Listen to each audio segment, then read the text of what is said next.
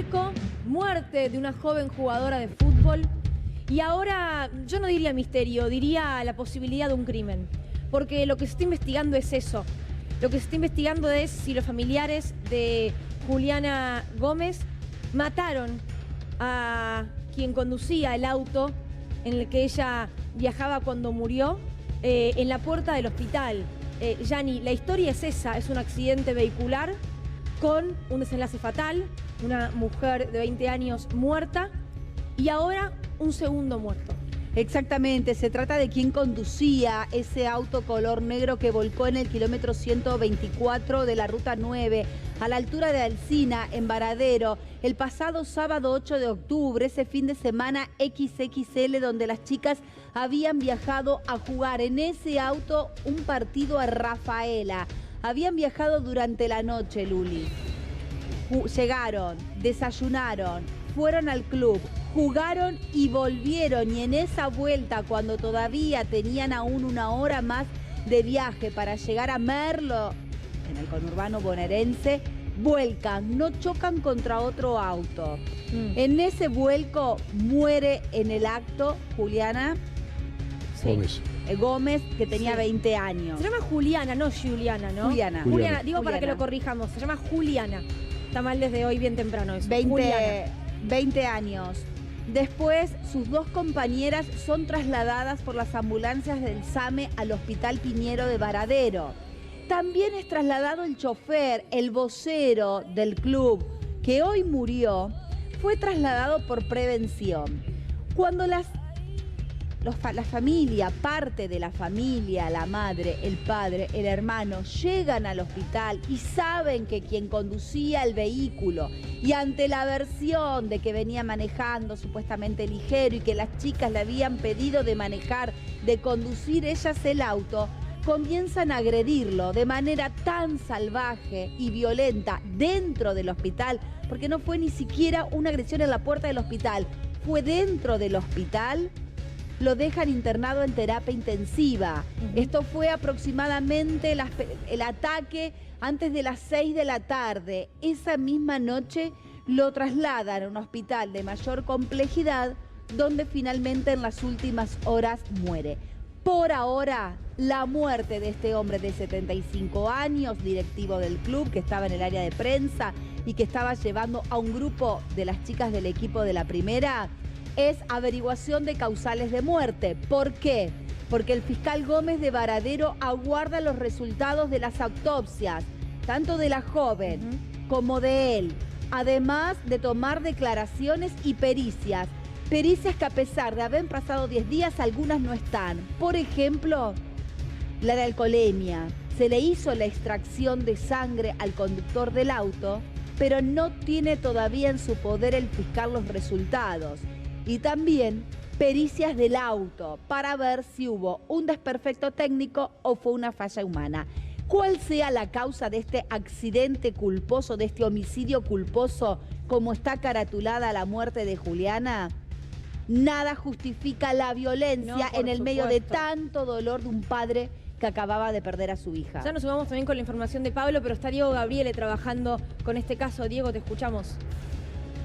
¿Qué tal, Lili? Buen día. La saludo también a Yani. Aquí hay muchísimo dolor en el último adiós, aquí en el club donde todo comenzó, porque desde aquí salieron para emprender ese viaje hacia Rafaela. Esta es la cancha del Club Atlético Argentino de Merlo, donde están velando a Ricardo. A quienes ven ustedes en imagen son los hijos de Ricardo, quienes pudieron hablar con él durante toda la última semana, porque Ricardo estuvo consciente hasta el día viernes. Y Ricardo les contó cómo fue el accidente. ¿Qué dijo este hombre? Que en algún momento tuvo ráfagas de viento, había mucho viento ese día, es cierto, que en un momento dado se confió, pensó que el viento había mermado, aceleró y en ese momento pierde el control del auto producto de esta condición climática. Pero vamos a lo que sucede en el hospital de Varadero. En el hospital municipal de Varadero eran las 12 de la noche, el accidente fue cerca de las 6 de la tarde. Eran las 12 de la noche y de golpe Ricardo se encuentra frente a frente con la mamá de Juliana Gómez, el papá de Juliana Gómez, un tío de ella y el hermano, que rápidamente van a agredirlo porque entendieron que había sido culpa de Ricardo la muerte de Juliana, que el accidente, la responsabilidad total, pura y exclusivamente de él porque era quien venía manejando. Lo toman a golpes de puño, la primera que le pega es la madre, le da un golpe en el ojo, un golpe que le provocó una lesión en uno de sus ojos, y acto seguido el padre termina agrediendo a este hombre de 75 años con el tubo de oxígeno que estaba allí en la guardia. Le da 2 golpes. Fueron 2 golpes que le provocaron 2 edemas subdurales, 2 hematomas. Le provocaron un sangrado en la cabeza, 2 coágulos que lo mantuvieron consciente durante el término de una semana. Y luego, el día viernes, presentaron una complicación. Empezó a presentar fiebre, ya lamentablemente perdió la conciencia y falleció en la mañana del día de ayer. Ahora está siendo velado aquí. Ahora, lo que vos relatás, Diego, es lo que él le cuenta a sus familiares y a sus amigos porque estuvo consciente hasta el día viernes. Sí, por eso relata el detalle. Lo mismo que le relató a la policía, nos lo relató a nosotros la familia, los hijos de Ricardo, porque él se los contó una y otra vez respecto de lo que había sucedido. Estaba muy acongojado por la muerte de Juliana, estaba triste por haber sido víctima de este ataque. Sí. Recién Yani hablaba de los resultados de la autopsia. La muerte traumática está ya corroborada. Ahora estamos atentos porque en cualquier momento van a hablar, atención, los hijos de Ricardo. Está a punto de salir el cortejo fúnebre que llevará los restos de este hombre de 75 años al cementerio municipal de aquí de Merlo. Así que yo estoy mirando para atrás porque en cualquier momento salen los hijos, quienes nos relataron a nosotros, los periodistas que trabajamos aquí, Luli, lo que les contó su padre, porque se los dijo durante todos los días en que estuvo internado consciente producto de estos 2 golpes en la cabeza con este tubo de oxígeno que tomó la familia de Juliana para agredirlo a horas de ese accidente. Diego, bueno, estamos atentos a los movimientos porque vos lo decías muy bien, pueden llegar a hablar los hijos de este hombre en minutos nada más.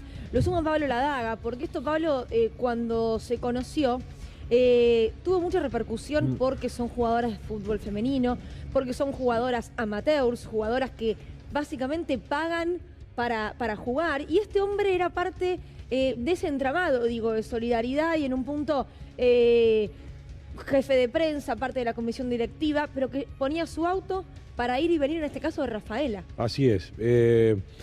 Tiene 2 hijos, 75 años, 4 nietos. Hoy hablé con el presidente argentino de Merlo, no quiero hacer declaraciones, pero tuve la posibilidad de tener una charla telefónica con él. Las 2 familias son muy conocidas en el club. Es un jefe de prensa típico de los clubes de ascenso, de un equipo de primera C. Es el jefe de prensa, pero es el plomero, es el portero, es el electricista, es el chofer. Vive en el club, más de 40 años para el club ha vivido, y que se encontró con esta situación que bien estábamos relatando, con datos muy precisos. Había un dirigente de testigo, hay un dirigente de la comisión directiva que llegó junto con el papá, la mamá, el hermano y el tío en el momento cuando se conoció el accidente, que acompañó y que es testigo de lo que sucedió, que fue agredido con un tubo de oxígeno, bueno, hasta provocarle los daños que lo llevó a la muerte. Después se abren otras ventanas porque las chicas días anteriores venían con un reclamo y una queja en las condiciones en las que competían en la primera C, representando a Argentino de Merlo en el torneo de fútbol femenino. Habían viajado también producto de un esfuerzo muy grande, contratando un micro para viajar a San Luis, y venían en esta ocasión de Rafaela, que habían hecho un viaje en varios vehículos, entre los cuales de la jugadora se encuentra, por ejemplo, Rocío Oliva, que venía en un coche también, pero no en el mismo que tuvo el accidente, sino en otro coche. Y que acompañó durante todo el tiempo en la puerta del hospital a las jugadoras y esperó que llegue la familia. Estuvo todo el tiempo Rocío en la puerta del hospital y los incidentes ocurrieron adentro. Lo que me cuentan es que a raíz de lo que nos estaban contando, que en la sala de guardia donde se produce el incidente, lo que estaba a la espera, porque la verdad que no tuvo nada, según cuentan, en el accidente del chofer, estaba a la espera del control de alcoholemia. más allá de los chequeos o algo, pero él en la sala de espera estaba que se le realice el control de alcoholemia cuando, bueno, se produce todo el incidente en el arribo de los familiares y todo el incidente y el golpe que recibe que termina siendo mortal. Ahora, tanto el análisis de sangre, estamos atentos a ver si hablan los hijos, cualquier novedad. Diego, ¿se acercan a hablar? ¿Son familiares de Ricardo?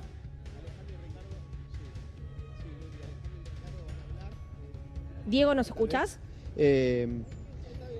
Sí, los escucho perfectamente. Son Alejandra y Ricardo, quienes están sumidos en un profundo dolor. Los escuchamos. Lo que yo quería decir es que, si bien todos saben que mi papá tenía 75 años, era un hombre muy activo. El que lo conoce nunca le dio la edad que tenía. Parecía un hombre de 60. Estos viajes los hacía siempre. No es que por casualidad viajó ese sábado. Siempre lo hacían, desde el año, no sé, 90 y pico. Y él en el hospital me contó absolutamente todo lo que pasó, que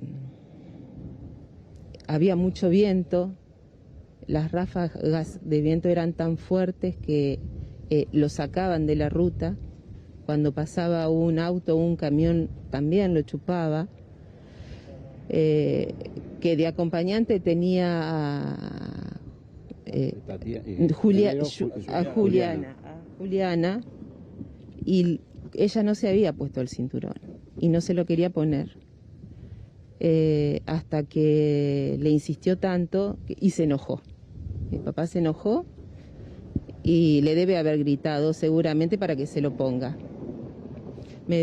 Y se lo puso, a las malas ganas se lo puso. Él me dijo venía despacio, venía 80, pero igual no podía controlar el auto. Me dijo que en un sector de la ruta pararon en algún momento, no sé para qué, y esta chica se cambia al asiento trasero y entonces pasa Tatiana adelante. Claro, él en ese momento no corroboró si lo tenía puesto o no, porque eso no me lo comentó.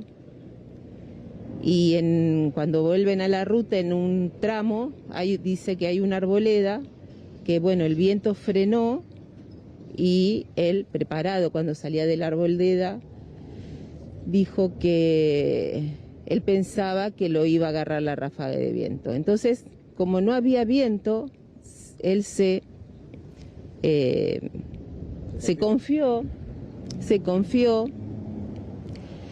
y ahí fue cuando perdió la estabilidad del auto, porque dice era una ráfaga, no eran como las anteriores, era muy fuerte la ráfaga de viento y ahí perdió el control del auto. La banquina y lo hace girar el auto. El Lupe le relató que se venía durmiendo, que estaba cansado, estaba acostumbrado a manejar tanto. A Tatiana, que lo miraba, y él le decía, como es, no me estoy durmiendo, porque ella lo miraba, le dice, no me estoy durmiendo, pero es tanto el viento que me lleva el auto al medio de la ruta. Por eso él manifestaba que cada vez que pasaba un colectivo, un camión, lo chupaba o lo despedía. Él recordaba que ella lo miraba y le preguntaba algo. Sí, claro, claro, lo miraba y él le decía, no me estoy durmiendo, pero el auto se está yendo para el medio de la ruta, el viento me está llevando. Ricardo, ¿qué pasó en el hospital? Porque este es el punto que nos queda todavía la duda. ¿Por qué se da la agresión o cómo se da la agresión hacia tu papá? Él cuando ocurre el accidente, teniendo ahí vidrios, los oficiales que llegaron le dijeron, mirá, vamos a pedir una ambulancia para que te revisen. Mi papá le decía que no, que estaba bien, porque es más, hay un video donde que está buscando los celulares para comunicarse. En esa parte también tenían poca señal, se pudo comunicar con mi mamá, después llama acá al club manifestando qué es lo que ocurrió, trasladan a las chicas, una la habían atendido porque tenía una lesión en el tobillo, y después a mi papá lo llevan. Cuando están ahí en observación a la medianoche, 12, 12 y media, es cuando viene la familia, y empezaron a agredir. Agredieron no solo a mi papá lo golpearon, y también le pegaron con un tubo de oxígeno en la cabeza, que es donde ahí tiene las dos contusiones. ¿Cuál que le pega con el tubo de oxígeno? Nosotros, lo que nos comentaron los médicos, inclusive yo cuando llegué ahí a terapia en Varadero, es lo que me comentó el médico, que me dio las pertenencias y me dice, mira, tu papá está consciente, puede hablar. Fue así, que apenas llegué me reconoció y empezó a hablar y me relató todo esto que les estamos comentando. ¿Tenía alguna patología de base, algo que...? No, eso también queremos desmentir, no tenía ninguna enfermedad, y después, como dice mi hermana, siempre manejó, siempre le gustó la ruta, y estaba acostumbrado. ¿Detenidos una vez que agredieron a tu papá? No sabemos. Quedaron detenidos en ese momento, pero por una cuestión humanitaria, no sé si es un juez o una jueza, decidió liberarlos para que vayan al funeral de su hija y al entierro. Pero hoy están libres. Alejandra, me imagino el dolor. ¿Alguien de la familia de Juliana se comunicó con ustedes? ¿Alguien del club? ¿Qué les han dicho? Porque me imagino para ustedes no debe tener explicación la muerte de tu papá. El club a nosotros nos está apoyando como siempre, como lo hizo toda la vida, pero esa gente en ningún momento se acercó ni nos contactó, nada. ¿Tu papá era alguien que ponía de sus cosas para que funcionara el fútbol femenino, daba una mano, hacía cosas en el club? Fue una de las personas que, si bien cuando la AFA impuso que pongan cada club el grupo femenino, bueno, él fue una de las personas que estuvo ahí, que estuvo apoyando, bueno, inclusive se organizaban rifas para poder recaudar para el tema de los viajes. Y este accidente no se pudo juntar, y 4 autos pusieron la familia, mi papá fue uno, y pusieron los autos. ¿Que él maneje en los viajes del equipo de fútbol femenino? Tanto del femenino y del masculino, él siempre estuvo acá abocado a lo que era el fútbol. Él empezó en los 90 con el fútbol del ascenso. Entonces siempre viajó, bueno, siempre estuvo él relacionado. ¿Cuál es la sensación que tienen ustedes después de todo lo que sucedió? Porque en principio la muerte de esta chica tan joven que se da, y bueno, luego lo que ocurre con su padre, ¿no? ¿Qué sensaciones tienen en este momento, teniendo en cuenta cómo se desencadenó todo? No tengo palabras. Nosotros, yo desde el primer momento lo veía a mi papá, respondía, estaba consciente, y después el viernes pasado ya empezó a presentar síntomas de fiebre, y el fin de semana era otra persona, que ya no hablaba, no se movía. ¿Había algo de la agresión que le consideraba injusta, que entendía que los ánimos que tenía la familia de la joven fallecida? No, eso no comentó nada. ¿Qué significa justicia para ustedes hoy? No. ¿Tendrás que definirlo a tu papá, contar? Su vida fue estar aquí en Argentina. Yo digo, yo vengo al club y cada piedra que veo es él, porque él, desde la luz, desde, no sé, una reja, desde el sistema de riego, desde el césped, todo tiene su mano, absolutamente todo. Su vida era esto, él amaba lo que hacía y ponía todo, era una persona muy responsable, y ocurrió un accidente, pero bueno, hay gente que, digamos, no piensa de ese modo. Cuando pasa eso siempre tienen que culpar a alguien, pero bueno. ¿Cómo se sintió él esos días conociendo que había fallecido Juliana? ¿Cómo estaba él, más allá de las heridas, ¿no?, que tenía? Estaba muy consternado porque, bueno, entonces yo le dije que primero se recuperara su cuerpo y después íbamos a trabajar en eso, porque obviamente no tuvo palabras cuando yo le pregunté cómo se sentía al respecto, no le salieron las palabras y se le llenaron los ojos de lágrimas, porque esas chicas eran todo para él, porque él vivía para ellas. Así que no... Por eso me imagino no deben entender la agresión, ¿no? No entendemos la agresión, no. En ese video que se ve, que se criticó mucho en algunos lugares respecto de él, que estaba juntando los elementos que habían quedado tirados al costado de la ruta, ¿qué estaba buscando? El celular. Los celulares para poder comunicar. Claro. Sí. El Para poder celular. comunicarse con su familia. Claro, fue él el primero que avisó que había tenido un accidente y en dónde estaba. ¿Qué le dirían a los familiares si los están escuchando? No quiero decirles nada. Ustedes tienen claro que el cuadro que tenía él al ingresar a Varadero era diferente, digamos, más allá de que se está esperando el resultado de la autopsia, al que tuvo aquí cuando ingresó a la clínica Agüero. Eso lo decía él también, o sea, asociaba directamente su estado de salud a la golpiza. Sí, Sí. sí, sí, sí, sí. ¿Tienen algún dato de la causa o por lo menos si alguien está investigando? ¿Qué les han dicho? ¿Ya están en contacto con algún juzgado? Ay, Dios. No, todavía no hay Nada. Nada. Cuando ustedes hacen referencia a que él cuidaba mucho a las chicas, también hablaban de la seguridad, porque él les decía en muchas oportunidades que se pusieran los cinturones de seguridad. Sí.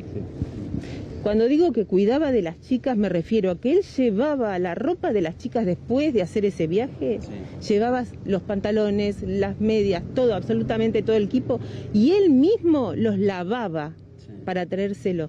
Por eso digo, su vida era eso. Él cuidaba de ellas en todo sentido. Y él les había contado que hasta Juliana le había dicho que se ponga el cinturón, porque Juliana iba a las primeras horas del viaje adelante como acompañante. Claro, él me dijo, yo le dije que se ponga el cinturón y no se lo quería poner. Me tuve que enojar para que se lo ponga. Quiero preguntar para aclarar, porque Tatiana, quien iba en el asiento del acompañante, relata estos momentos en los que ella dice, imaginé que se quedaba dormido. ¿Él qué les relató de ese momento? Bueno, él dijo claramente, le digo, no me mires así, le dijo, no me mires así porque no me estoy quedando dormido. El viento es tan fuerte que me mueve el auto, me está tirando. Entonces, no fue una vez, fueron muchas veces.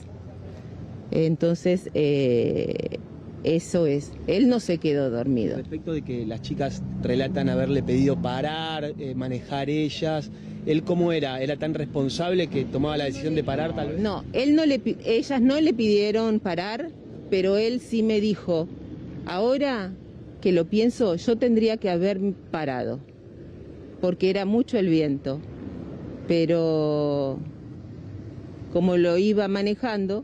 Y ellos tampoco iban a gran velocidad, digamos. No, iban despacio. Los otros autos también pueden testificar lo mismo, que había un viento tremendo en la ruta, entonces. Sí. E incluso me han llamado gente de otros lugares que iban hacia La Pampa, que también le pasó lo mismo, a San Luis que les pasó lo mismo, o sea que fue general el viento ese día. Ahora que lo están despidiendo, ¿cómo era Ricardo?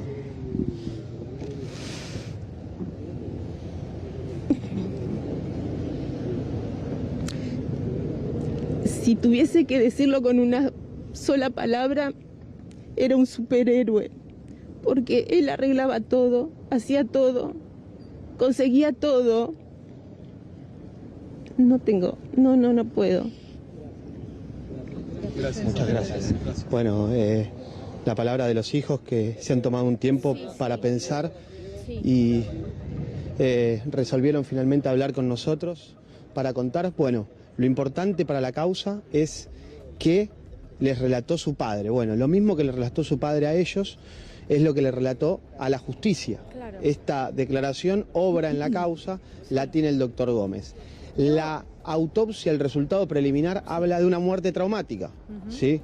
Y eso es importante para determinar las responsabilidades y las posibles imputaciones respecto de la familia de Juliana Gómez. Mira, varios puntos de los que hicieron mención los hijos, me interesa que los charlemos también con Yani, porque pasaste por la ruta, Yani, al rato de ocurrido el accidente, y vos recién cuando los hijos hablabas nos decían, ¿había mucho viento? Sí. ¿Eso es real? Es real, ese sábado fue extremadamente ventoso, tanto en el centro de Varadero como en la ruta.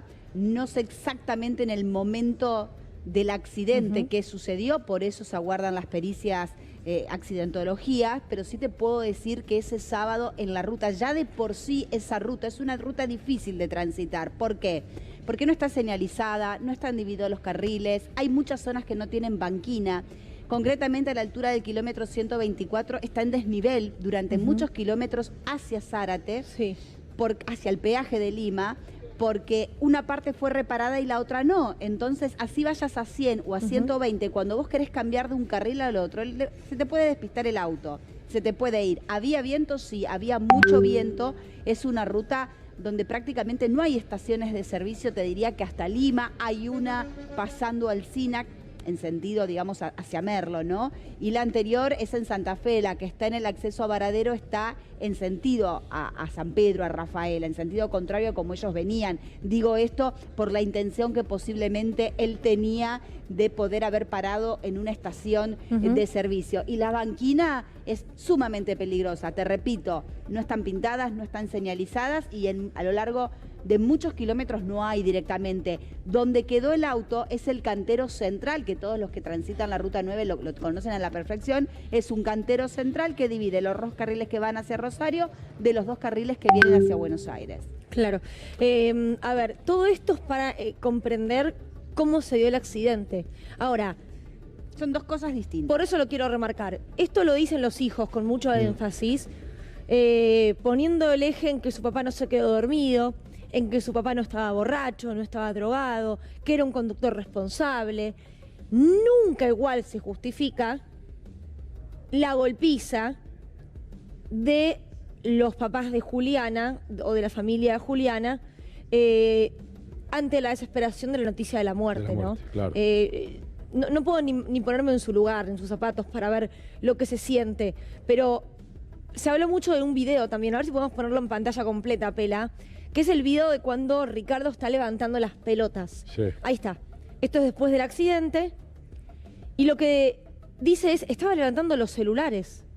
Se lo ve, de hecho, mira, tiene una pelota en la mano y ahí levanta algo que no sé bien qué es. Pero lo que dicen sus hijos es, estaba levantando los celulares para poder comunicarse. Son todas explicaciones a un mal accionar por parte de Ricardo. Ricardo hoy está muerto. Y todo indica que lo mataron a golpes en la guardia del hospital. Familiares de la otra víctima de este accidente, que es Juliana Gómez. Lamentablemente, y todo indica que fue así, un accidente más en la historia argentina, como los cientos de miles que hay todo el tiempo, porque el auto es un arma, porque hay que manejarla con cuidado y porque lamentablemente las víctimas fatales producto de accidentes de tránsito son muchísimas. Es trágico esto, pero hay dos detalles de lo que estaba escuchando de los hijos, de lo que cuenta el chofer Ricardo López, el jefe de prensa, dirigente, directivo, a lo que contaron algunas de las jugadoras que iban en el auto. No coinciden. ¿Por qué? Y porque una de las chicas con la que hablé habla que iba a alta velocidad y que se estaba quedando dormido. Y recién los hijos habla que iba a 80 kilómetros por hora, o sea, no es una velocidad muy alta en una autopista. No. Y que no es la recomendada tampoco, ¿no? Porque son tan peligrosas las velocidades mínimas en las autopistas como superar la máxima. 80 es y con el tránsito que había un sábado, un fin de semana, extra largo a esa hora, Claro. que volvía mucha gente de viaje, de paseo diario, 80 kilómetros, es muy reducida. Es muy reducida. Y lo que digo es lo siguiente, que prestando atención y conociendo mucho de estos clubes y muchos de fútbol de ascenso, hay personas como Ricardo López que se dedican una vida a un club. Sí. Todo de lavar la ropa de los futbolistas, de acompañarlos, de poner plata de su bolsillo, de soldar, de conseguir pintura, de vender rifas, porque son apasionados de esos clubes que tienen mucha pertenencia. Fíjense que hay un denominador común, porque acá hay un responsable de las dos partes que se van a unir, que es el club. Sí. Y los hijos tienen mucho cuidado a la hora de hablar del club, porque es la vida del papá. Sí, sí. En cuanto a la responsabilidad, porque acá hay una negligencia de una institución que afronta un viaje sin tener las condiciones necesarias para trasladar un equipo de fútbol. Lo que tendría que haber hecho es no viajar.